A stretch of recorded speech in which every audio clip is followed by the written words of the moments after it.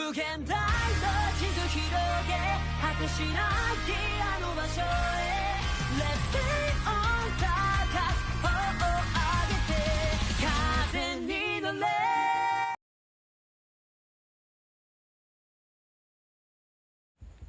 Assalamualaikum warahmatullahi wabarakatuh. Selamat malam. Sebelumnya saya mengucapkan terima kasih atas waktu yang telah diberikan. Perkenalkan, nama saya Amir Fatah dari Prodi S1 Manajemen Malam. Di sini saya mempresentasikan hasil dari acara LKMMTD yang dilaksanakan pada tanggal 24 dan 25 Juli 2021. Saya dari kelompok 3 Sumatera Selatan. Oke, yang pertama dengan judul review LKMMTD 2021 Direct by Amir Fatah. Apa itu LKMMTD? LKMMTD adalah latihan keterampilan mahasiswa manajemen tingkat dasar. Oke, next, lanjut. Oke, halaman pertama tentang analisis kondisi lingkungan. Apa sih analisis kondisi lingkungan itu? Analisis kondisi lingkungan adalah, next, lanjut. Oke, sebelum mengetahui secara pengertian dari analisis kondisi lingkungan, di sini saya akan menjelaskan secara detail arti dari analisis kondisi dan lingkungan. Yang pertama, analisis adalah penyelidikan terhadap suatu peristiwa untuk mengetahui keadaan yang sebenarnya. Dalam artian apa? Dalam artian ini kita mencari tahu kondisinya sebenarnya dalam situasi tempat maupun benda yang akan kita gunakan. Yang kedua, kondisi. Kondisi adalah keadaan suatu secara langsung dapat menyebabkan perubahan kondisi. Contoh, pada saat kita mensurvei tempat, kondisinya tidak bagus. Nah, di situ kita akan mengalami problematika. Sebelum terjadi problematika, kita harus menyesuaikan atau mempersiapkan untuk bisa mengatasi problematika tersebut. Dengan cara apa? Dengan cara musyawarah ataupun dengan cara yang terbaik. Yang ketiga, lingkungan. Lingkungan adalah keadaan di sekitar kita. Contoh, di sekitar kita, jika kita menganalisa kondisi di pegunungan, berarti kita harus menganalisa kondisi yang berada di pegunungan. Contoh, di tebing atau di lereng gunung. Oke, next, lanjut. Selanjutnya kita akan membahas tentang rencana kerja atau raker. Rencana kerja terdiri dari 5. Yang pertama adalah konsep, yang kedua adalah analisis SWOT, yang ketiga adalah proposal, yang keempat adalah acara inti, dan yang kelima evaluasi dan pembuatan LPJ. Pertama, kita akan membahas tentang konsep. Konsep dalam artian apa? Kita sebelum membahas konsep, kita harus menentukan nama dan konsepnya. Contoh seperti kegiatan, konsepnya seperti apa, judul, kemudian susunan acaranya, itu berarti konsep. Kita sebelum mengadakan acara atau menyusun proposal, yang utama kita harus memiliki konsep terlebih dahulu, agar dalam pembuatan proposal tidak ada miskomunikasi atau hal yang rancu. Yang kedua adalah analisis SWOT. Analisis SWOT terdiri dari strengths, weakness, opportunity, dan threats.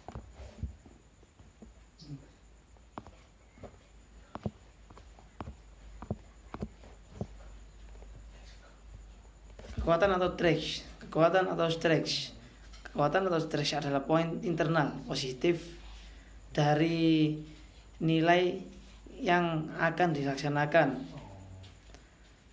Yang kedua, kelemahan, weakness. Kelemahan adalah faktor negatif yang mengurangi kekuatan Anda. Contoh, kelemahan. Jika kita memiliki kelemahan sebaiknya kita akan memberikan perubahan agar kelemahan itu tidak terjadi pada diri kita. Yang ketiga, peluang atau opportunities. Peluang adalah faktor eksternal dalam lingkungan bisnis yang akan dilaksanakan atau lingkungan kegiatan. Dan yang terakhir adalah ancaman atau stress. Ancaman adalah faktor eksternal yang tidak dapat bisa dikendalikan.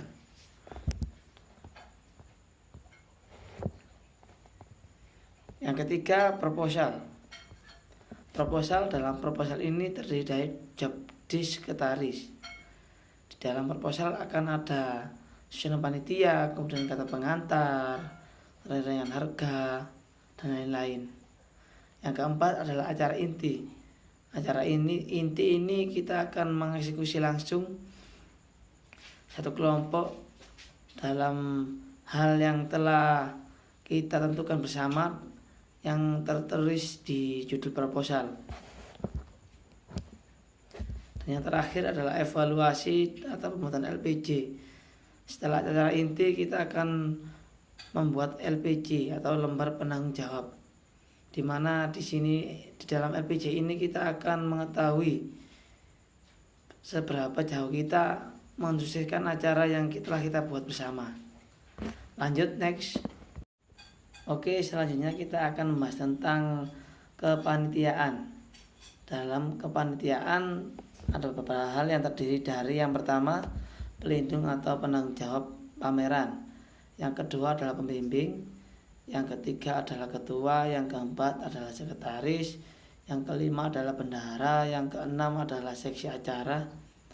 Yang ketujuh ada seksi humas. Yang kedelapan ada seksi konsumsi. Dan yang kesembilan ada seksi dokumentasi. Yang pertama adalah pelindung atau penanggung jawab. Dalam membuat acara kita harus ada pelindung atau penanggung jawab biar tidak terjadi apa-apa dalam acara kita atau yang tidak diinginkan. Yang kedua, pembimbing. Sebelum kita melaksanakan acara, kita harus memiliki pembimbing atau pengarahan dari teman-teman atau bahkan dari senior kita atau orang yang ingin mensupport kita, pembimbing. Yang ketiga adalah ketua. Ketua ini bertugas untuk mengkoordinir teman-teman, hingga dari sekretaris untuk membuat surat, undangan, proposal, kemudian bendahara yang mengatur keuangan, keluar masuk, uang masuk, pengeluaran, dan ketiga seksi acara yang bertanggung jawab dalam acara atau juga bisa menjadi MC. Yang keempat adalah seksi humas. Seksi humas adalah seksi di mana seksi ini memiliki hubungan dengan masyarakat, contoh untuk mengundang seseorang atau pemateri yang ingin diundang ke acara kita. Yang kelima adalah seksi konsumsi.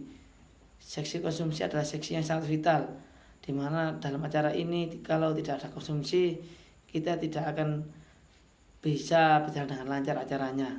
Dan yang terakhir adalah seksi dokumentasi. Dokumentasi adalah seksi yang terakhir untuk pembentukan LPJ. Seksi dokumentasi ini berfungsi untuk dokumentasi kita atau kenang-kenangan dalam artian hal yang berkesan dalam acara tersebut. Lanjut, next. Selanjutnya kita akan membahas tentang administrasi kesekretariatan. Administrasi kesekretariatan terdiri dari notulen, yang kedua penataan, yang ketiga pengarsipan, dan yang terakhir koresponden. Notulen, dalam setiap acara kita harus memiliki notulen, entah itu rapat atau diskusi. Karena apa? Dengan notulen ini kita bisa mengetahui hal-hal yang kita sampaikan atau ide-ide yang disampaikan oleh teman-teman atau anggota kita. Yang kedua adalah pendataan. Pendataan adalah suatu hal yang sangat penting, di mana dalam pendataan ini kita akan mengetahui hal-hal apa saja yang dibutuhkan dalam konsep pada proposal. Yang ketiga adalah pengarsipan. Setelah proposal jadi, kita harus memiliki proposal peninjau atau proposal ganda. Guna untuk apa? Pengarsipan. Jika suatu saat proposal ini dibutuhkan, kita memiliki bukti yang real dan fix yang ditentukan. Yang terakhir adalah koresponden. Koresponden adalah catatan bagi kita untuk menjadi kedepannya menjadi lebih baik lagi. Kita pasti memiliki catatan, entah itu catatan baik ataupun yang buruk. Yang penting kita harus melakukan yang terbaik untuk setiap acara dan demi keberlangsungan acara. Dan kemudian kita akan membahas tentang administrasi keuangan. Apa itu administrasi keuangan? Administrasi keuangan adalah suatu proses kegiatan usaha yang dilakukan untuk dapat membantu, melayani dalam kegiatan, dan hal ini sangat dibutuhkan oleh setiap perusahaan yang ingin keuangannya diatur dengan baik. Tanpa ada administrasi keuangan, setiap perusahaan atau job desk atau proposal yang telah kita buat, entah itu kegiatan ataupun pameran dan yang lain-lain, kita akan kebingungan, dan bahkan acara yang telah kita susun secara baik ataupun rapi itu akan tidak terlaksana dengan baik. Oke, next, lanjut. Oke, yang selanjutnya kita akan membahas tentang motivation atau motivasi. Motivasi, pengertian dari motivasi adalah perubahan energi dalam diri pribadi seseorang yang ditandai dengan timbulnya perasaan dan reaksi untuk mencapai suatu tujuan tertentu. Motivasi dibagi menjadi dua. Yang pertama, motivasi positif dan motivasi negatif. Apa itu motivasi positif?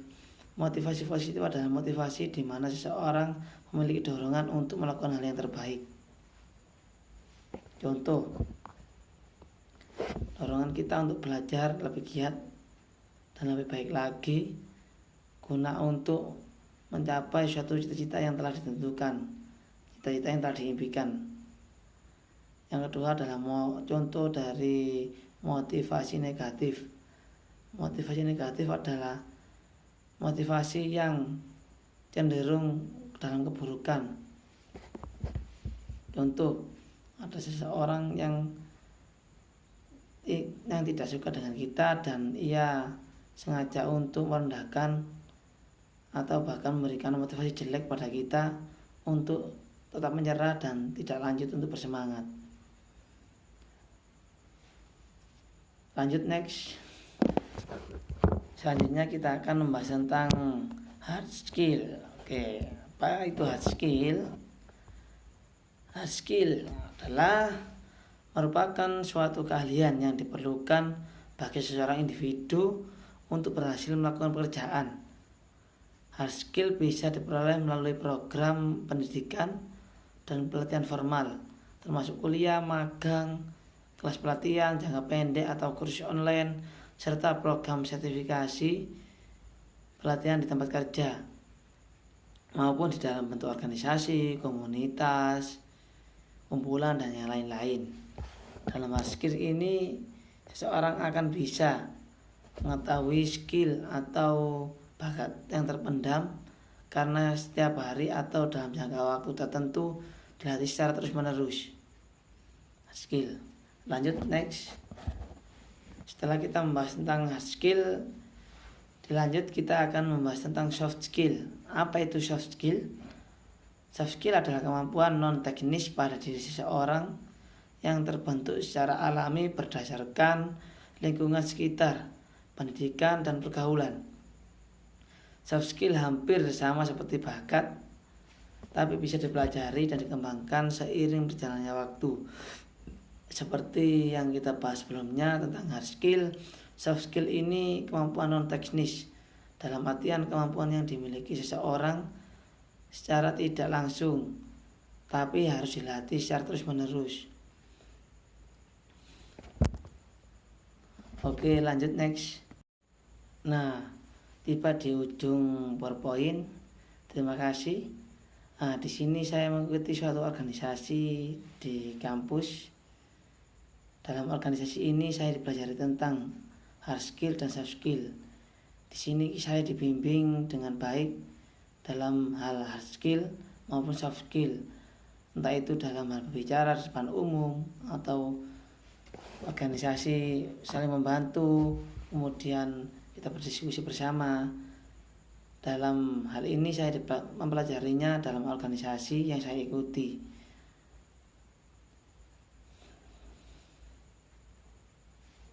Oke, sekian presentasi dari saya. Apabila ada kekurangan, mohon maaf yang sebesar-besarnya. Apabila ada kelebihan, silakan dikembalikan. Terima kasih atas waktu yang telah diberikan dan tetap semangat untuk teman-teman sekalian. Saya akhiri, wa muwaffiq ila aqwamit thoriq. Assalamualaikum warahmatullahi wabarakatuh. Tetap semangat, jaga kesehatan, kondisi dalam COVID-19 ini, dan yang terakhir, hor.